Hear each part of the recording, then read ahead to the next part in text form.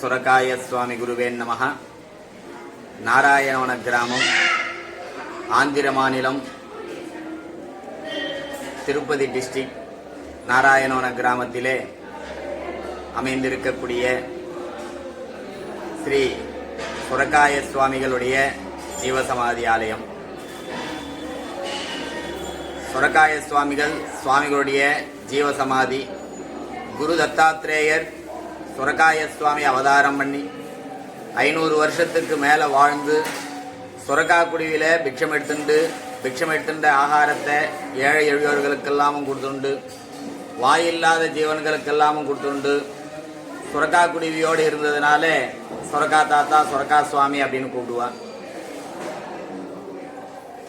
சுவாமி இடத்துல வரக்கூடிய பக்தர்களுக்கெல்லாம் எந்த விதமான நோய்கள் இருந்தாலும் துன்பங்கள் இருந்தாலும் சுவாமியுடைய தரிசனத்திலேயே நீங்கிடும் அப்படின்றது இங்கே வரக்கூடியவர்களுடைய வாக்கு. சுவாமிகள் ஏற்றி வச்ச அக்னிஹோத்திரம் இன்றைக்கும் 150 வருஷமாக எரிஞ்சுன்னு இருக்குது, அணையாமல் எரிஞ்சுன்னு இருக்குது. இது சுவாமியுடைய சிறப்பு. சுவாமிகளுடைய ஆலயம் கார்த்தால 6 மணியிலிருந்து ராத்திரி 8 மணி வரையும் திறந்திருக்கும். நித்தியபடி 9 மணிக்கு அபிஷேகம் இருக்கும். சாயங்காலம் 6 மணி அளவில் சந்தியா ஹாரத்தி, விசேஷமான ஹாரத்தி இருக்கும்.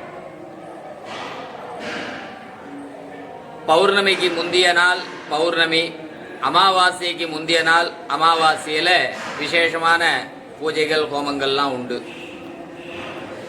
பௌர்ணமிக்கு முந்திய நாள் அமாவாசைக்கு முந்திய நாளில் இரவு வேள்வி பூஜை, அமாவாசை பௌர்ணமியில் விசேஷ அபிஷேகம் தொடர்ந்து நடந்து கொண்டிருக்கிறது. ஆடி மாசத்தில் வரக்கூடிய கருட பஞ்சமி அன்னைக்கு சுவாமியுடைய ஆராதன உற்சவம், குரு பூஜோத்சவம். இந்த குரு பூஜை 10 நாள் உற்சவமாக நடக்கும்.